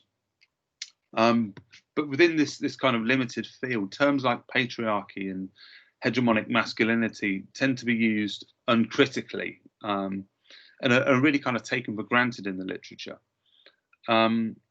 So in a similar way to Mansfield's and Liston's critique of gender studies in the field of the sociology of sport, we suggest that research to date on the incel phenomenon tends to be ahistorical and reduces the problem almost solely to the field of gender relations, or at best, gender relations in combination with class relations.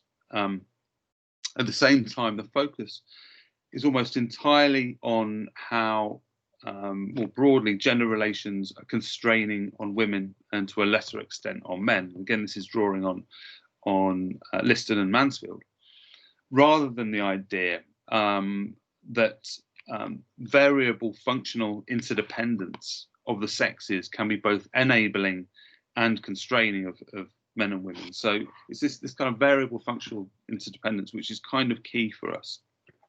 And so we suggest that these processes of enablement and constraint can develop concurrently, but are part of these processes that have contributed to the development of incels. Okay, so now I want to kind of explore briefly some lines of inquiry that we believe could bear fruit in our understanding of incels. So as suggested, incels base their ideology very much on their ideas of themselves as an identity, as heterosexual men, but heterosexual men as being under attack.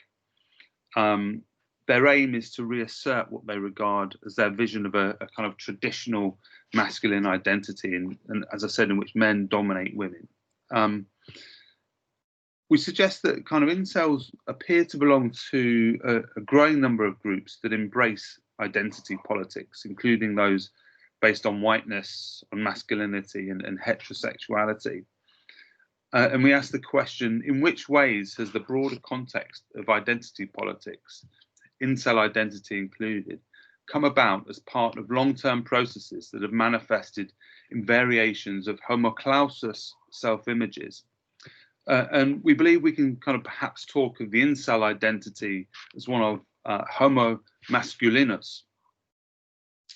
This kind of closed off incel self contributes to the incel understanding of the world in which they set their own self-image against a range of other groups, but predominantly, as I said, feminists and men and women who believe, who incels believe, are successful in finding sexual partners. And they've developed this very kind of stark demarcation between themselves and these groups based on their ideas of identity, and in particular masculine identity. And as suggested, while most research on incels is very present-centered, we believe it's important to consider the problem within the context of long-term shifting power dynamics between men and women. So another line of inquiry for us is an examination of relations between men and women and changing codes of behavior, in which there are various alterations in the balances between external constraints and internal psychical constraints. So we suggest that an examination of the changing balances of formalization and informalization in behavioral codes between men and women can allow us to shed some light onto some aspects of how behavioral standards and external and internal constraints might play a part in the development of incels and potentially other problematic gendered behaviors. This is because a central feature of inceldom is related to how they conduct themselves with women as part of their failed quest for intimate and sexual relations. In this context, they tend to draw on so-called pickup artist behavioral codes, which tend to be misogynistic and othering, and kind of really fit this this sense of an incel self, an incel self-identity. But despite this, it appears that those who identify as incels tend to be either unable or unwilling to successfully negotiate this kind of complex multitude of social codes associated with developing intimate and sexual relationships with women. But as we've already suggested, they experience this as problematic to their self-image. They see themselves as victims in a world which they see their rightful position as men as having been undermined by women. Okay.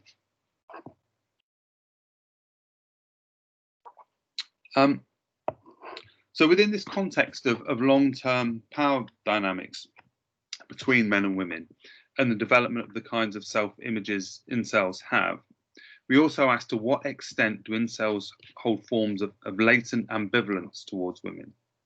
As part of this, we'll explore a contradiction that appears to be central to inceldom. That is, why do they hold a desire for intimacy and sexual relationships with women, while at the same time express loathing for women and related emancipatory movements?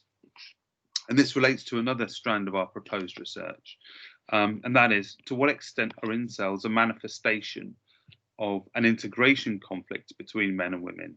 That is, to what extent are factual increases in women's power potential contributing to fears among incels of a loss of status and meaning in their life?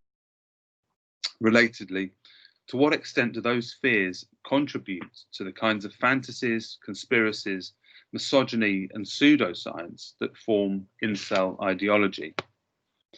Now, evidence of similar processes can be observed in earlier studies.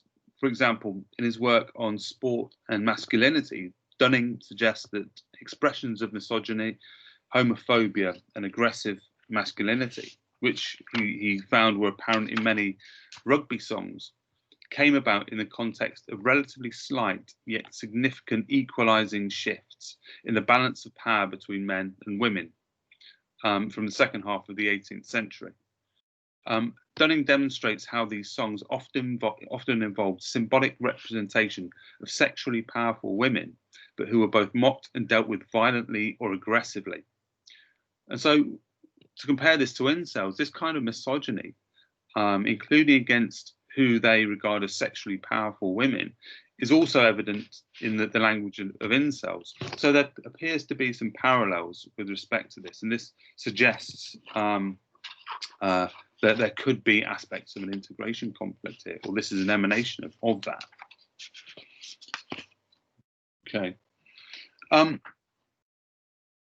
So this kind of development of fantasy-based knowledge by incels about feminism, women, and practices associated with sexual and intimate relations is also indicative of processes in which spans of emotional identification with other groups either expands or recedes. In the case of incels, it appears that their scope for emotional identification in relation to women has receded. At a general level, the retreat to narrow spheres of emotional identification tends to be related to growing fears among groups. When groups come to fear that the values, symbols, the more general way of life that they see as theirs is under threat, as it appears that incels do. And there is a tendency for some members of those groups to retreat to narrower spans of emotional identification, and ultimately to focus on primary social groups. In this case, we see incels focusing on what they see as their primary social group. So we'll aim to examine whether or not this has been the case with incels.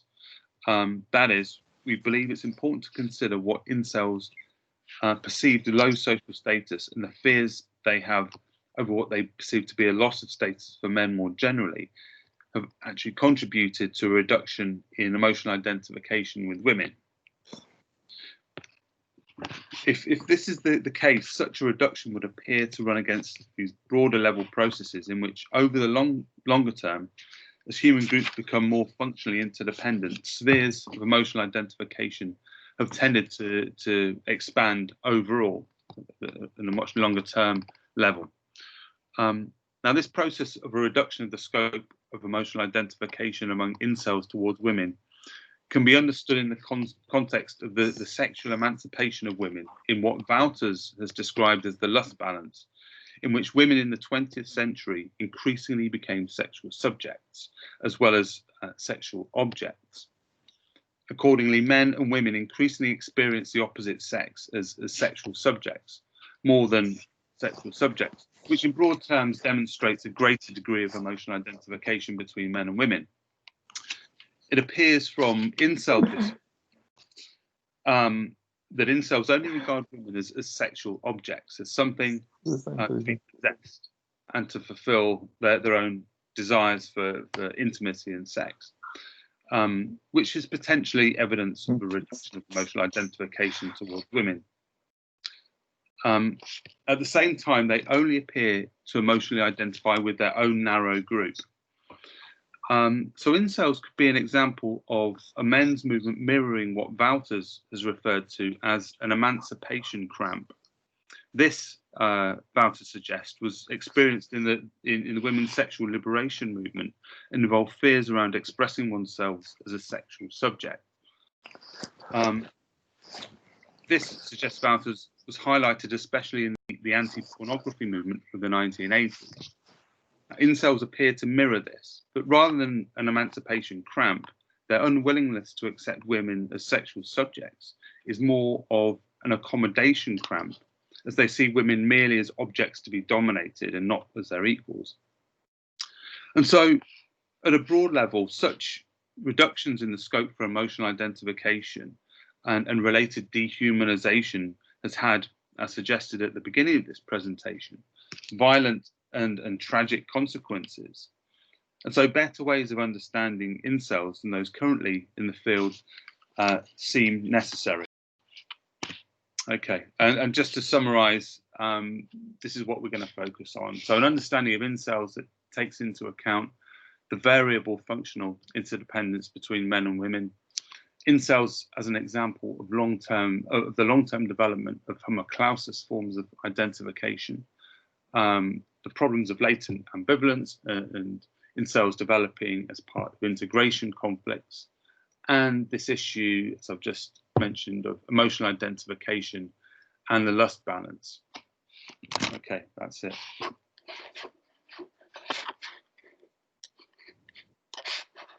Thank you, Michael, for the presentation. Bem, agora terminadas as 4 apresentações, vamos abrir, né, para as questões, rodada de perguntas. Eu já possuo aqui no chat 2 perguntas e os que quiserem podem fazer via chat ou solicitarem, né, para fazer a pergunta através da utilização do microfone da câmera. Bom, tenho 2 perguntas aqui, uma destinada a Ezequiel e outra destinada para o Michael Dunning. A primeira pergunta é de Roxana Gonçalves e são duas perguntas para Ezequiel. A primeira é se podia ler tu tesis doctoral. Me parece esperançador que mundo que generalmente é tão hostil com os jovens, alguém haya hecho un alto en su camino para escucharlos, para darles voz. Y la segunda es, si las autolesiones están intrínsecamente relacionadas con la búsqueda de lo reconocimiento y con los vínculos de los adultos del entorno, pensando en que ni los jóvenes ni quienes tengan la intención de ayudarles tienen la posibilidad de generar un cambio en ese aspecto. ¿Te parece factible que desde la educación ayudarlos a conocerse a sí mismos con mayor profundidad y lograr que se encuentren en su interior a partir de este autoconocimiento, ese reconocimiento que no llega desde afuera podría contribuir a cambiar la percepción que tienen del mundo y de ellos mismos y atenuar de alguna manera con esta nueva mirada tanto dolor social? Gracias por tu trabajo, que no dudo debe ter sido muy difícil, pero que es una realidad que alguien tenía que encontrar el valor de enfrentar. Ezequiel, tú puedes responder y después yo paso la palabra a la pregunta para Michael Dunn. Sí. Bueno, en primer lugar, en relación a la tesis, por supuesto, no tengo ningún problema en compartirla. No está publicada, así que no la puedo compartir. No sé si... Ahí está mi mail. Cualquier cosa me pueden escribir un mail y yo la comparto. Y si no, publicamos a principio de año con Karina Kaplan un libro que es de acceso gratuito, que se llama Conflictos, Violencias y Emociones en la Escuela, en el ámbito escolar. y que es de libre acceso, así que pueden, si no, googlearlo, si no, me escriben a mi mail y yo les paso también el vínculo al libro que bueno, aborda estas temáticas, entre otras, que tienen que ver con la tesis. Pero bueno, ahí está mi mail. En relación a la pregunta, sí, por supuesto. En esta ponencia yo no indagué y no profundicé en relación al ámbito escolar, porque bueno, estaba más centrada en algunos aspectos teóricos de la teoría de Norbert Elias, pero en el desarrollo de la tesis nosotros hacemos la investigación en las escuelas, entrevistamos a los estudiantes en las escuelas y el tema de la escuela y el papel y el rol y el lugar que ocupan la escuela y los adultos que forman parte de la escuela es muy importante. Y los estudiantes en los testimonios manifiestan ambivalencia, no siempre manifiestan, digamos, no solo reconocen en los vínculos con los adultos y principalmente con los de la escuela relaciones conflictivas en esos vínculos, sino que muchas veces se encuentran en un docente o en un preceptor o en algún director en algunos casos, una figura en la cual sostenerse, apoyarse. No sé, un estudiante, por ejemplo, contaba cómo él compartía con la preceptora un vínculo especial porque había fallecido un tío de él y la preceptora había perdido al padre, entonces ella lo comprendía más que sus compañeros, más que su propia familia. Entonces aparecen estos relatos de la escuela como posibilidad y la intención en mi tesis, en mi trabajo y en los escritos en general es resaltar ese lugar de escuela y inclusive, bueno, la semana pasada dábamos una charla donde hablábamos justamente de esta cuestión de la escuela y del contexto actual, ¿no? Tan particular, donde la escuela y los referentes de la escuela perdieron el contacto directo o cara a cara, por lo menos acá en Argentina, desde marzo no hay clases y recién están empezando paulatinamente ahora a volverse a las escuelas, pero en horarios muy reducidos y en grupos muy reducidos. Entonces, bueno, nos preguntábamos qué habrá pasado en estos 8 meses, 7 meses de contacto virtual, con suerte, con aquellos que tuvieron conexión, porque muchos tampoco tienen conexión a internet o no pueden acceder a una computadora para comunicarse con sus docentes. Entonces, bueno, ¿qué pasaba con esos jóvenes, ¿no? Que habían perdido un espacio que muchas veces es un espacio de posibilidad, donde les devuelven una mirada de reconocimiento, donde pueden constituir o construir su subjetividad de una manera diferente. Así que bueno, esperemos poder volver pronto a las aulas y que los docentes sigan cumpliendo con su rol tan importante como el que cumplen hasta ahora, ¿no? Así que sí, sin lugar a dudas la escuela es un lugar donde reparar las heridas sociales, ¿no? Eso es algo que desde el equipo planteamos y dejamos planteado. Espero haber respondido a la pregunta y si no, estoy abierto a repreguntas. Muchas gracias. Gracias, Ezequiel. Michael, I have a question in your answer to the chat. I want you to deeper your answer to Raul. Yeah, it's all right. Yeah. I've responded in the chat. I mean, I can respond more generally. So yeah, I think absolutely that there is a similarity between incels and Salafi jihadists or Islamists. I mean, they both have these kind of tradition-orientated ideals in relation to women, in which they see women as being dominated. There's this kind of big demarcation between men and women for both groups. And these ideals, I was just writing then in the chat, both also kind of have this, they look back to this idea of a lost golden past. And this is kind of based on fantasy, but they want this restoration of this lost golden past. I mean, some of it, that there is some aspects of it that are reality congruent. For example, Salafi jihadists, there was a caliphate. In terms of relations between men and women, there were quite significant power disparities between men and women in the past in Western states. It's not quite as simple as that. But both incels and Salafi jihadists, they have this desire to resurrect this kind of fantasy ideal of the past. So there are some definite parallels there.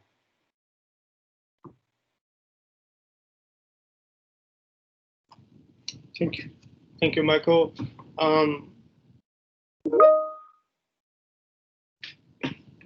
Mais alguma questão? Questões para Dina, para Inken? More one questions?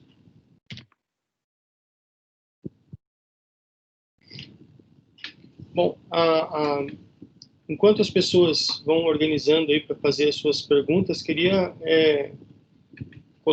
fazer um apontamento para Dina. Dina, nessa configuração que vocês estão analisando, nessa percepção do deboche, essa relação, você entende que é uma problemática mais admissível dentro da percepção de como os sujeitos do Sul, principalmente do Sudeste, veem os homens e mulheres baianas, ou isso é só um estranhamento, ou isso é uma construção histórica ao longo dos tempos?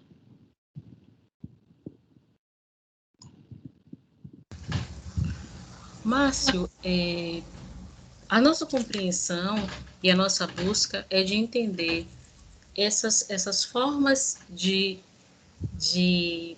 resistência que foram sendo construídas pelo povo baiano ao longo desses 500 anos no Brasil. Começa aqui, né? A Bahia viveu um processo, os primeiros momentos do processo de colonização desse país. A invasão aconteceu pela via da Bahia.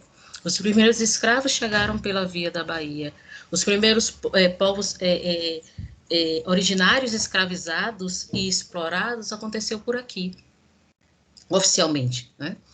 Então, nesse sentido, a nossa compreensão de que esse sudocentrismo que a gente vive hoje é algo que foi construído.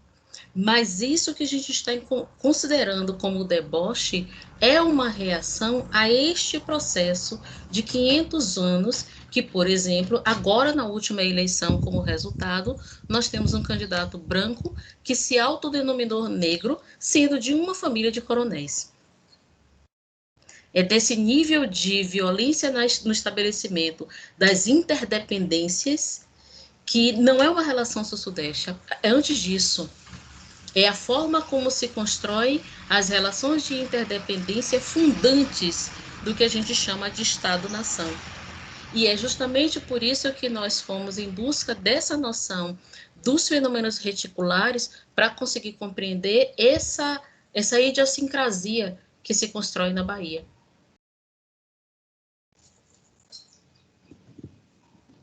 Eu tenho percebido também um crescimento muito potente, né, dessa discussão, né, dessa sul-centralização, principalmente naquela imagem que você traz, chinelos na fila, né?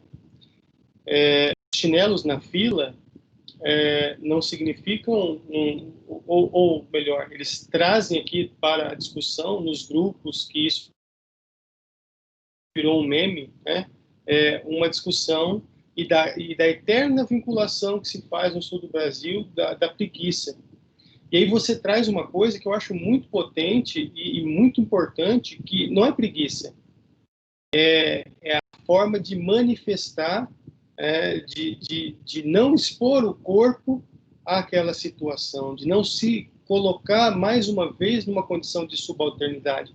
Então isso me trouxe assim, uma riqueza muito forte na tua fala, porque quando esta imagem chega, né, ela chega numa forma, ela vem satirizada, mas ela não vem pelo deboche, ela vem pela estigmatização, né? Então isso é muito forte, é muito importante essa discussão que você nos traz. Pessoas, temos mais perguntas para serem feitas aos nossos convidados, aos nossos apresentadores. Bom, por enquanto não tem uma manifestação. Queria fazer um pequeno comentário da análise feita por Ezequiel.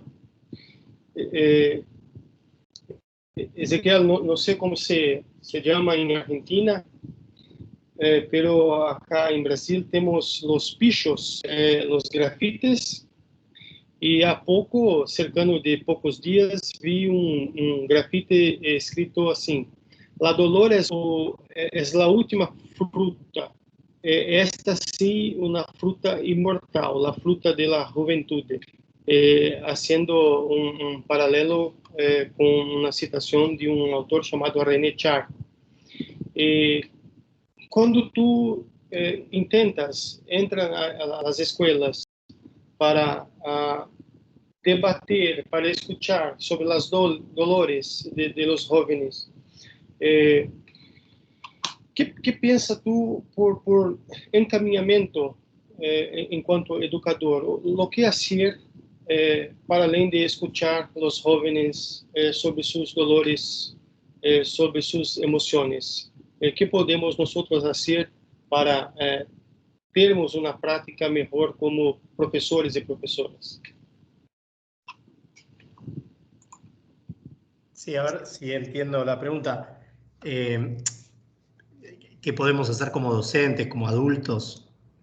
Bueno, en primer lugar, escuchar, ¿no? Reconocer, escuchar, dar lugar a las manifestaciones de las emociones. Muchas veces en la vorágine de una clase o del día a día, ¿no? Hay llamadas de atención, hay búsquedas de reconocimiento, hay preguntas, hay indicadores que muestran los estudiantes, las y los estudiantes, que muchas veces son pasados por alto, ¿no? No los vemos, no los observamos, no los escuchamos con atención.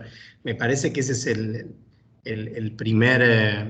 lo primero, ¿no? Estar atento, estar abierto a detectar las emociones, a poder empatizar con lo que le pasa a un joven, ¿no? A escucharlos. Después es generar los espacios, digo, porque bueno, en el día a día nosotros investigamos en escuelas secundarias, donde los estudiantes van a la escuela y en las horas que están en el colegio, digamos, pasan por un montón de docentes distintos. El docente está 1 hora y media, 2 horas con los estudiantes, se preocupa por enseñar historia, geografía, matemática o lo que sea que fuera su materia, digamos. Y bueno, pero ¿qué lugar le damos en esa currícula y en ese, digamos, y en esa vorágine y en ese poco tiempo que los docentes están con los estudiantes? ¿Qué lugar le damos a la expresión de las emociones, a compartir, digamos, sus sufrimientos en algún caso, o podría ser también algo que les produzca felicidad, ¿no? Digamos, ¿no? Las dos. Pero bueno, ¿qué lugar se le da a eso en la escuela? ¿Cuándo estamos atentos? Digo, me parece que eso es lo primero. Después, por otro lado, el reconocimiento y los estudiantes, algo que marcan mucho, se da a través de escucha no solamente de lo emotivo, las ayudas que brindan los docentes. Ellos, digamos, recuperan a la figura de aquel docente que les enseña, que ellos sienten que les enseña, que les da clases, que prepara las clases.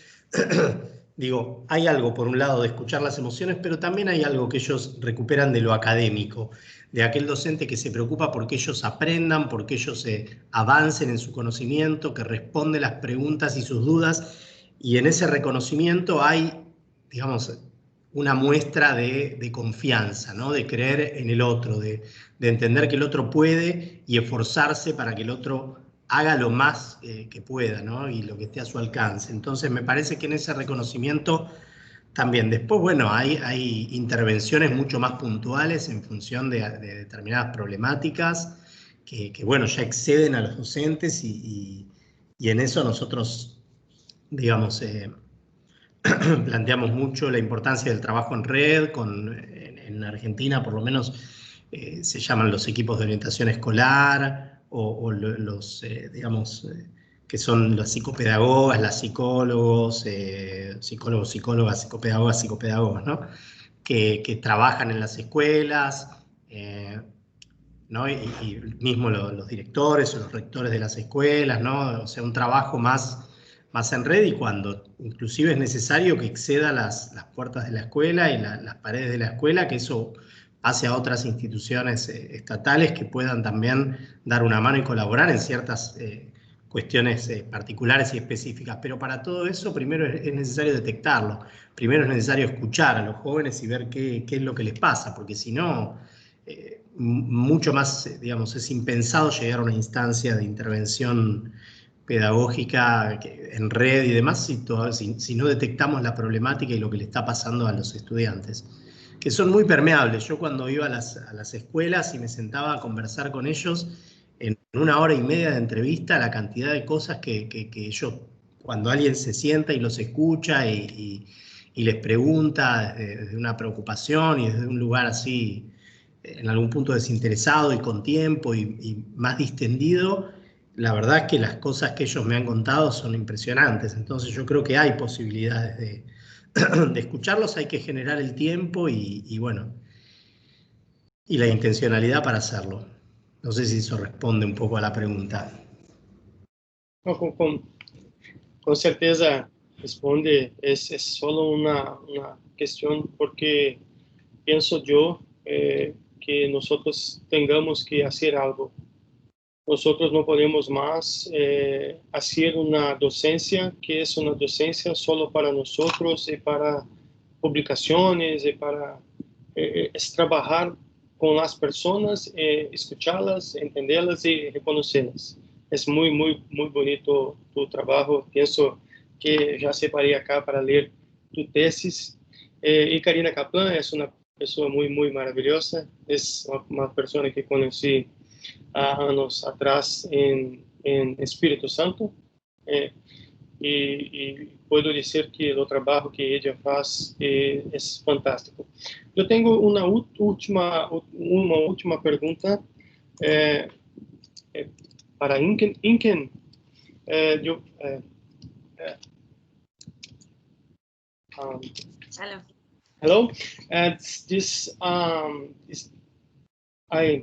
I'm saying the chat, but this issue of a gangsta style and a connection to the Muslim was very apparent in the Spanish television series of Netflix called Elite.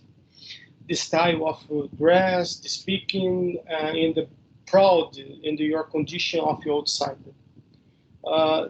Do this negative representation of hip-hop, chamou hip-hop, tend to be perceived as social action by the most conservative Germans towards in the opening of immigration in the American policy? Sorry, again, I couldn't hear very clearly the last. I'm in the chat for you. Yeah. Okay. The question. Sorry. Sorry. Okay. Negative presentation tend to perceive.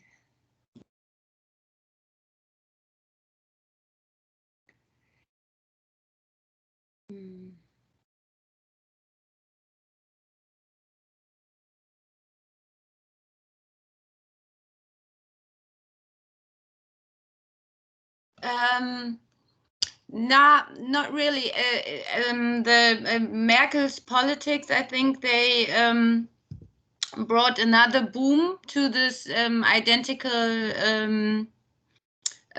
discourse, or the identical conflict between Germans and Muslims, because there was a formation called Pegida, which means it's a formation that fears from the Islamization of the Western countries and the Western world. And they made a lot of identity politics and criticized Merkel, criticized Merkel for her statement to let the refugees into Germany. and this situation really was perceived as a crisis by a lot of people, even though nowadays we can see a lot of people got work, they got integrated, they do a language course and everything, but it was the same reaction kind of like to the gangster hip hop, that they think every Muslim is potentially dangerous. And of course, they use from a lot of social dimensions, they use this picture of the Muslim for the rejection and to legitimize hate speech against Muslims, and to legitimize to not let them get their right for asylum and all that. So yeah, that is really, I think, 2015, where this discussion around German Muslim identity and also the relation, this connection to Huntington's thinking was made, that this is two cultural regions, they don't go together, they need to be in conflict, and these lines of argumentation seems to be dripping down in other social social layers in European societies. I think there are similar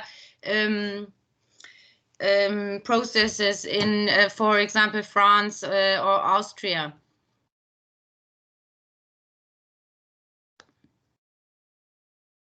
Thank you. Okay, thank you.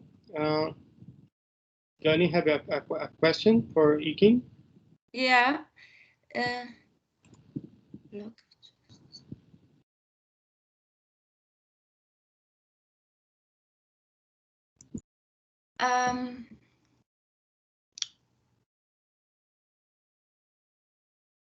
Yeah, I think it plays a big role because they really point the finger on the double moralities of the society, and they engage into politics. Sorry, I don't really get it. The question, can you ask it in person again? Sorry. Yeah, sure. So I'm just wondering to what extent that hip hop represents a kind of a pressure valve in light of kind of blockages to legitimate forms of political participation. So getting involved in mainstream politics and having that, because I think you mentioned there were these kinds of blockages. And this is something Elias talks about with respect in studies on the Germans about young people. He talks about the Red Army faction and young people in the 60s and 70s. I'm just wondering to what extent hip hop might act as a kind of pressure valve in that sense.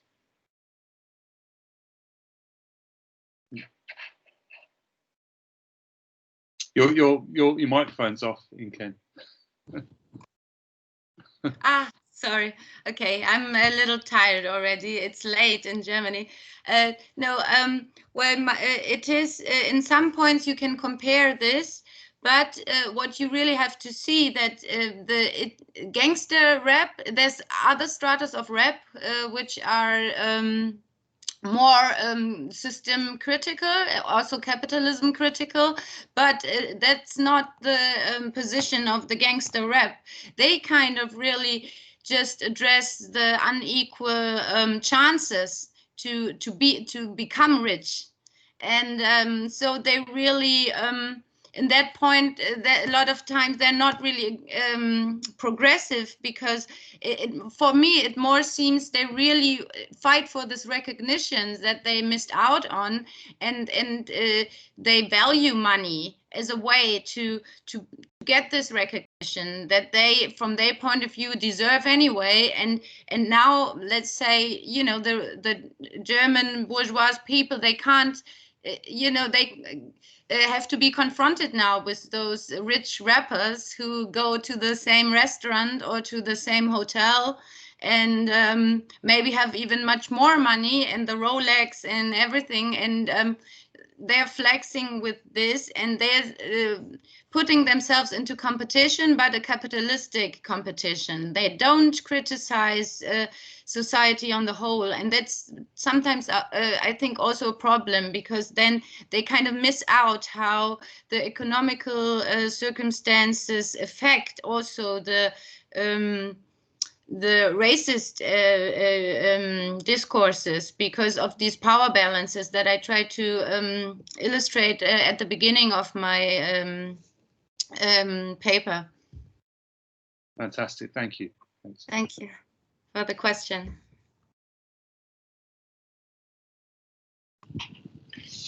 Bom, no momento nós não temos mais nenhuma questão. Também estamos aqui já um pouquinho para aquém, né, do nosso prazo estabelecido pela comissão. Daqui a pouco nós temos o início de uma outra sessão, às 15h30 aqui do horário do Brasil. Quero agradecer a todos e todas pelas apresentações, né, e dizer a vocês que foi uma manhã de muito aprendizado e muito conhecimento. I want to thank you everyone for the presentations. Until then, I was a morning, great learning and knowledge. Congratulations for all. Thank you so much. Peço a todos, né, que participem, continuem participando do nosso evento, né, e muito obrigado pela participação de vocês e uma ótima tarde a todos e todas. Goodbye, see you. Thank you, bye-bye. Thank you, bye-bye.